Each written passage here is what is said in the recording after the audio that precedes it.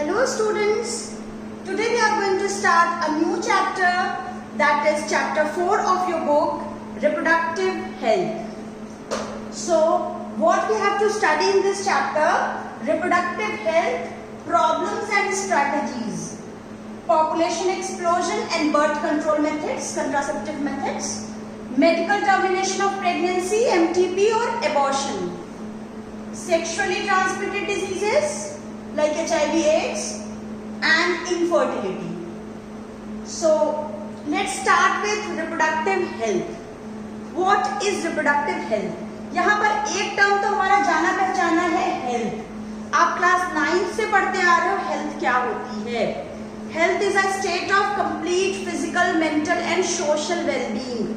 तो वेलबींग की बात है, वेलबींग है सभी एस्पेक्ट्स में रिप्रोडक्शन के, क्योंकि ये रिप्रोडक्टिव हेल्थ है तो रिप्रोडक्शन के सभी एस्पेक्ट्स में total wellbeing.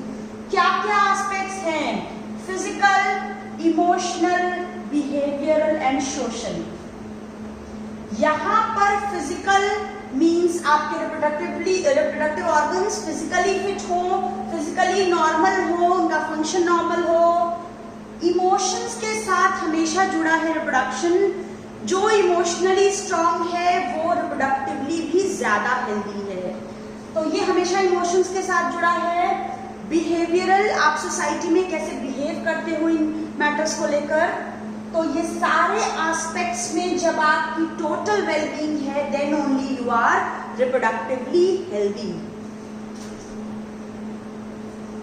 India was the first among the other countries to initiate actions and plans to attain total reproductive health. और इसके लिए 1951 में फैमिली प्लानिंग करके एक प्रोग्राम स्टार्ट हुआ था, जहां पर पॉपुलेशन को कंट्रोल करने के लिए ये फैमिली प्लानिंग प्रोग्राम था. आगे जाके इसी प्रोग्राम को थोड़ा इम्प्रूव्ड कर दिया गया और उसको नाम दे दिया गया RCH, reproductive and child health program.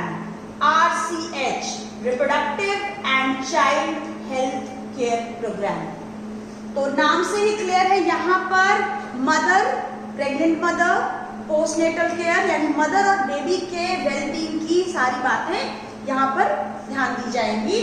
तो यहाँ इसका मेन मकसद था अवेयरनेस क्रिएट करना रिप्रोडक्टिव एस्पेक्ट्स में. क्या क्या ऑब्जेक्टिव थे हम देखते हैं. Awareness about sex-related matters, increased number of medically assisted deliveries. आपको पता होगा बहुत पहले के टाइम पे इवन रूरल एरियाज में आज भी शायद होता है कि डिलीवरीज घर पर ही होती हैं और मेडिकल असिस्टेंस नहीं ली जाती है. तो ऐसे केस में बहुत खतरा होता है, कई बार किसी मदर या फिर होने वाली बेबी की जान को खतरा रहता है. पर जहां पर मेडिकल असिस्टेंस रहती है, हॉस्पिटल में जाते हैं, तो अगर कुछ भी केस थोड़ा सा बिगड़ भी गया तो भी सिजेरियन हो गया या फिर डॉक्टर ने कैसे भी करके संभाल लिया. तो मेडिकल असिस्टेंस की वजह से maternal and infant mortality rate कम हुआ है. पहले के टाइम पे क्या होता था, डिलीवरी के दौरान मदर की डेथ हो जाया करती थी बहुत फ्रीक्वेंटली. इन्फेंट मॉर्टेलिटी रेट क्या है, या तो मरा हुआ बच्चा पैदा हुआ या पैदा होने के बाद उसकी तुरंत थोड़े टाइम बाद ही उसकी डेथ हो गई, तो वो है इन्फेंट मॉर्टेलिटी रेट. ये दोनों ही चीजें अब कम हुई है हमारे कंट्री में जब से मेडिकल फैसिलिटीज बढ़ी हैं. पोस्टनेटल केयर पे ध्यान दिया जाए, मींस बच्चा पैदा हुआ है उसके बाद उसका कैसे ध्यान रखना है, ब्रेस्ट फीडिंग पे इंपॉर्टेंस देनी है. Increase number of couples with small families, couples को प्रमोट करना है कि they should have small family, means एक बच्चा या दो बच्चे. कई बार आपने स्लोगन सुना होगा, हम दो हमारे दो, तो 2 बच्चे मैक्सिमम की एक फैमिली जो है ये स्मॉल फैमिली है. स्मॉल फैमिलीज होंगी तो रिसोर्सेज का प्रॉपर यूटिलाइजेशन सभी कर पाएंगे, वरना ओवर एक्सप्लॉयटेशन होगा रिसोर्सेज का, आप जानते हो. STDs यानी सेक्सुअल ट्रांसमिटेड डिजीजेस का डिटेक्शन हो सके और उसका क्योर किया जा सके, ये भी इसका ऑब्जेक्टिव है. सभी सेक्स रिलेटेड एस्पेक्ट्स और प्रॉब्लम्स के लिए मेडिकल फैसिलिटीज हो, लोग अपनी सेक्स रिलेटेड प्रॉब्लम्स को डॉक्टर तक जाकर कहें, और डॉक्टर की भी जिम्मेदारी है कि वो उस पर्सन को ह्यूमिलिएट ना करे, इंसल्टेड फील ना कराए और ठीक तरह से उसको ट्रीटमेंट दे। Providing facilities and support for building up a reproductively healthy society. Overall aim है रिप्रोडक्टिवली हेल्दी सोसाइटी बनाने का। अब हमें कैसी सोसाइटी चाहिए? Creating socially conscious healthy families of desired size. Small size की फैमिलीज हम बार बार बात कर रहे हैं। हमने फैमिली प्लानिंग की बात की, तो हमेशा स्मॉल साइज की फैमिलीज हो, ज्यादा लोग होंगे तो ज्यादा प्रॉब्लम्स हमारे कंट्री में, ओवर एक्सप्लॉयटेशन हो रहा है, पॉपुलेशन एक्सप्लोजन हो रहा है, बाद में पढ़ेंगे।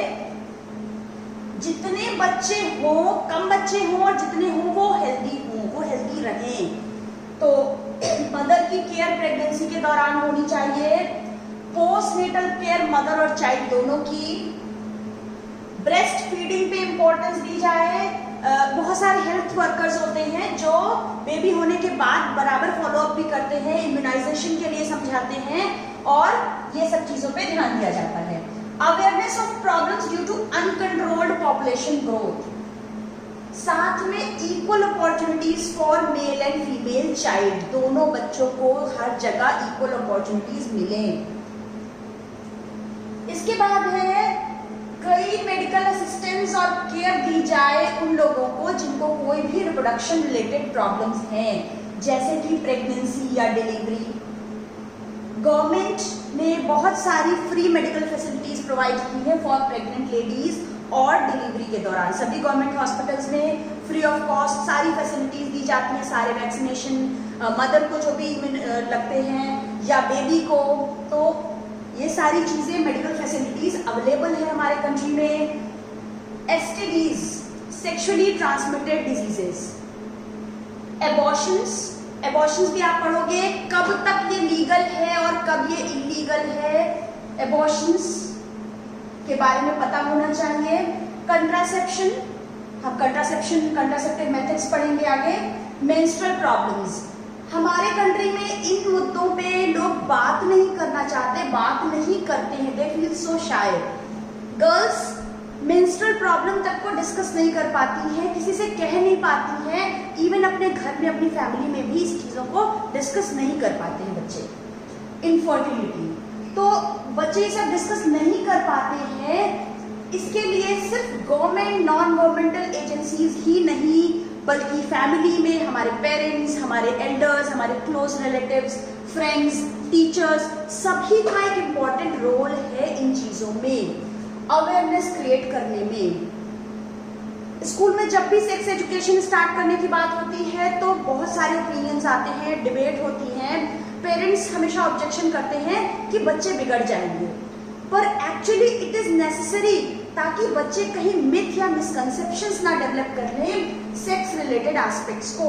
तो बच्चों को एल्डर्स की भी जिम्मेदारी है और स्पेशली टीचर्स की भी जिम्मेदारी बनती है कि टीचर्स बच्चों को सही तरीके से सही बातें समझाएं। इसके लिए हमारे सभी स्कूलों में एडोलेसेंट एजुकेशन प्रोग्राम भी स्टार्ट हुआ है।